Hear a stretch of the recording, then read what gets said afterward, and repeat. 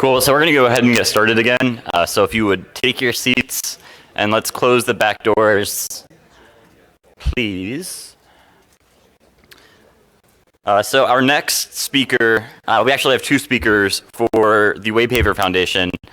They sponsored the lunch that we just had. WayPaver is dedicated to pushing humanity forward and outward toward the final frontier. By removing roadblocks to lunar settlement, WayPaver is paving the way to humankind's future in space. WayPaver will have their CEO, Nick Arnett, speak, and then following that, their COO, Patrick Gray, will speak, and there will not be any questions. If you have questions for them, you can find them in the lobby during the networking break, and I'm sure they would be happy to answer any questions you guys have. So let's give a warm welcome to Nick Arnett. Thank you, Andrew, and thanks to the entire team at Space Frontier Foundation. This has been an awesome week, and we really had a blast sponsoring lunch. Thanks to all of you who allowed us to put you to work during lunch and coming up with new granting programs. But I really want to use this time during this talk as more of an introduction, because we're kind of the new kid on the block around here, as some of you have found out.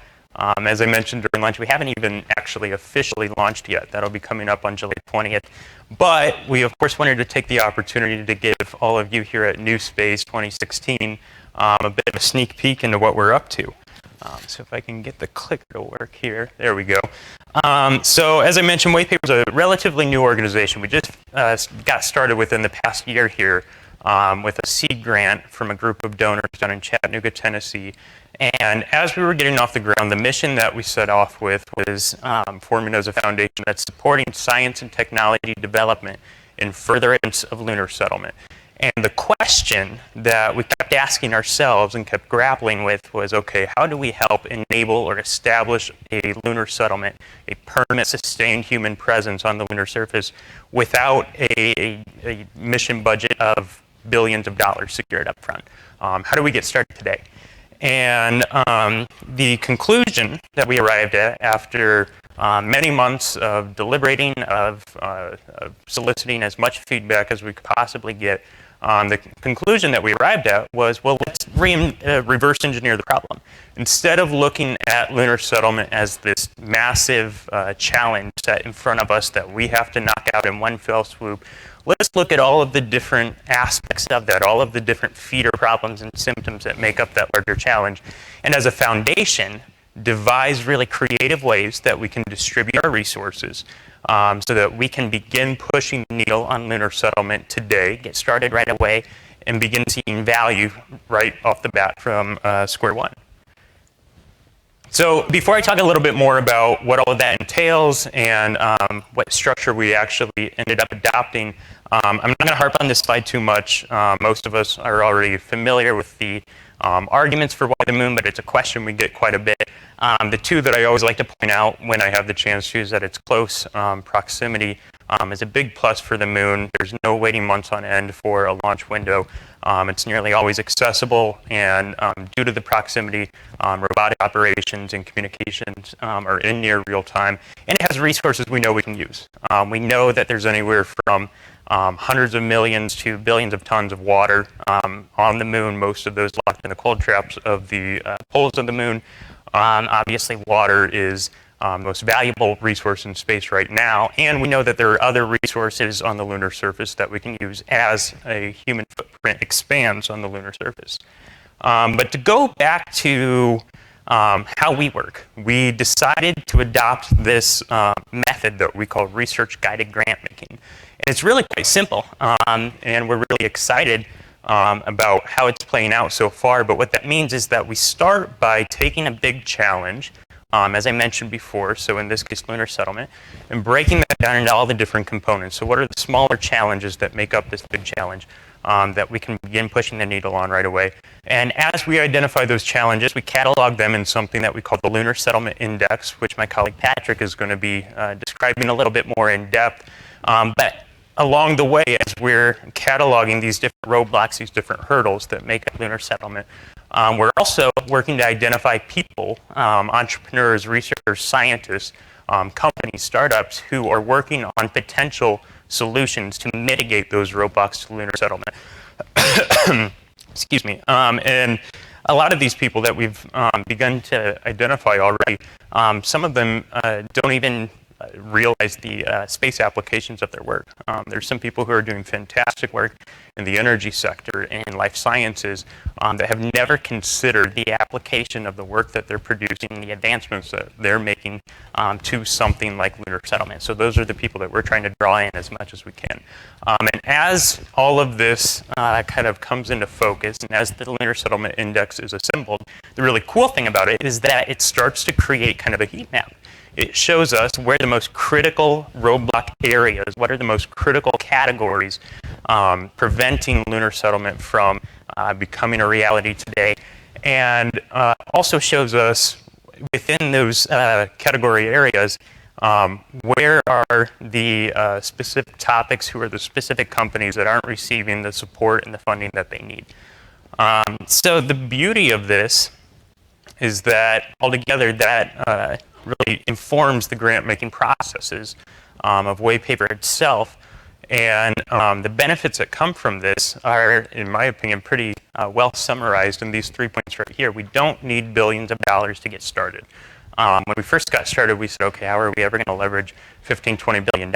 And we realized, well, we don't need that. With really creative and really well-designed grant programs, we can leverage quite a bit of outside support. So we can get started much sooner. We can get started on day one. Secondly, we can, in the early days, direct funding specifically to companies, individuals, to researchers that are working on advancements that have dual applicability. So they're also benefiting life here on Earth, hopefully for millions of billions of people, but also pushing the needle by producing very critical advancements that help enable lunar settlement in the long run. And the third point, in worst case scenario, say a lunar settlement or a lunar outpost never materializes in humanity's future, which I refuse to entertain the idea of. But worst case scenario, value is still produced by making these incremental advancements, by making these incremental investments in very critical technologies, especially ones that have dual application, both to quality of life here on Earth and also to lunar settlement. There's still value that is derived from that process. So as I mentioned, I'm not going to say too much here. Well, I'm going too far ahead. That's not my slide. As I mentioned, we are officially launching on July 20th. And I believe that announcement, which we're pretty excited about, will be live streamed. So we hope a lot of you tune into that. I believe it'll be live streamed on our Facebook page. But in the meantime, I'm going to invite my colleague Patrick up here to tell you a little bit more about how it works and what the Lunar Settlement Index is. All right, can everybody hear me? Fantastic. So that great overview, I want to talk a little bit about the specifics of the research we're doing and why we even decided to do it in this way. So many times over the last 20 to 40 years, brilliant folks have gotten together, they've discussed the path we need to take to get to the moon, they've published papers, and they said, okay, we figured it out, and then it went nowhere. So we were trying to reconsider that. How can we actually be effective, right? Without $20 billion, how can we actually go about making an impact, and especially the idea of providing consistency over the long term. So what we really wanted to do there was look at, exactly as Nick said, look at the really big picture and look at how we can break it up. And once we have an idea of what those specific roadblocks are that are preventing us from living on the moon today, use the web of knowledge around there, which I'm going to dive into, to effectively deploy resources to actually solve those roadblocks. What that led to is what we're calling the Lunar Settlement Index, or the LSI. And so to give a little more specifics to that structure, what it looks like, what we've done is come up with the leanest set of roadblocks that once we solve, lunar settlement is easily achieved. And really what we want there is the fewest number of dominoes that we can push over such that the whole set falls down. And now once we know what those dominoes are, we can start to look at what are possible solutions. You know, what solutions do other industries have that we can rope in that may be effective in solving these, what solutions are basically already there, and then which ones truly need resources and aren't even close to being solved, which is where we might fit in. And the next sort of step down in this data structure is who's actually working on those solutions. That's critical if you actually want to make them happen. Who are the brightest minds currently in that space? And once you know who's working on them, how can they best be supported? How can we and the community at large focus our energy such that those people get the work done that ends up solving the big picture, and we get to live on the moon? Okay, so with that abstract sort of idea of what this data looks like, roadblocks, possible solutions, current players, and then how to help those players, let's look at a few specifics. So a lot of these you guys are familiar with. How can we make sure that humans can survive long-term in 1.6G on lunar gravity? That's a bear for sure. How can we store energy through the lunar night, 14 days without solar power? Or how can we make it so we have an alternative to solar power? Right now there are ways to throw enough money to get to lunar orbit. We don't really have many solutions for getting from lunar orbit to the lunar surface or below. Major problems. What's the ideal habitat structure for long-term human settlement?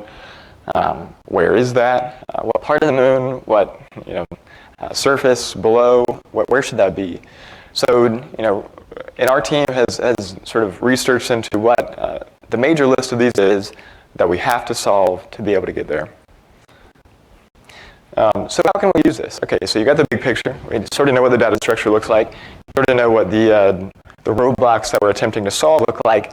And part of our core philosophy there is that they are all solvable, right? They are solutions to these issues. And so what we really need to do on the WayPaver side and on the community side is find out which of those we can support and then which of them are most viable. So how's WayPaver going to use the LSI? Well, we're going to use it to find out which of those current players to give our resources to, and then we want the community to be in it as large. There's so many folks that are brilliant, so many folks that are excited about this, that don't know the best direction to plug in. So if we can show everyone in it, from PhD students to researchers, engineers, what they should be working on. Let's say you destroyed your PhD and you want to plug in. Well, come to us. We're going to find the intersection of possible funding sources, the most effective thing to work on, and we go from there, right? Bringing more folks into the fold. And I think the next component is that we know that some of these have ROI, they have money-making potential. So bringing in VC firms, bringing in angel investors, that there is options for those, right? And then the third component there is there's a lot of really exciting scientific philanthropy that is not being approached by the space industry. You think about the solutions to recycling water on the moon, the implications that has for parched countries, for desert countries. You think about self-printing solar panels and how much that could help countries that are off the grid, impoverished communities. So that's the immediate use, right? Let's think about the long term. Where do we want to actually be with this over the years? Besides just knocking out a couple, we want to actually be paving the way consistently for a lunar settlement to exist. Right? The goal is that in 5 years, let's say we've knocked out 5 of the 20 most critical roadblocks as a community. And then we know what resources, what mechanism of funding was most effective to help those people. We've got metrics around what groups worked the best. And between that consistency, the stewardship through the community of what that looks like over the long term, our goal is to make it so that a lunar settlement is inevitable. And how can you be a part? We love the idea that so much of this information is applicable to everyone in this room. And so actually today, for the first time, we're publicly opening a way for you guys to be a part of this. So it's lsindex.org for Lunar Settlement Index. And basically you can go on here if you know people working on these solutions. If you are one of the people working on these solutions, we want you to plug into the community. We want to know exactly what you're working on. And that's the first step to us helping support you. Thank you very much.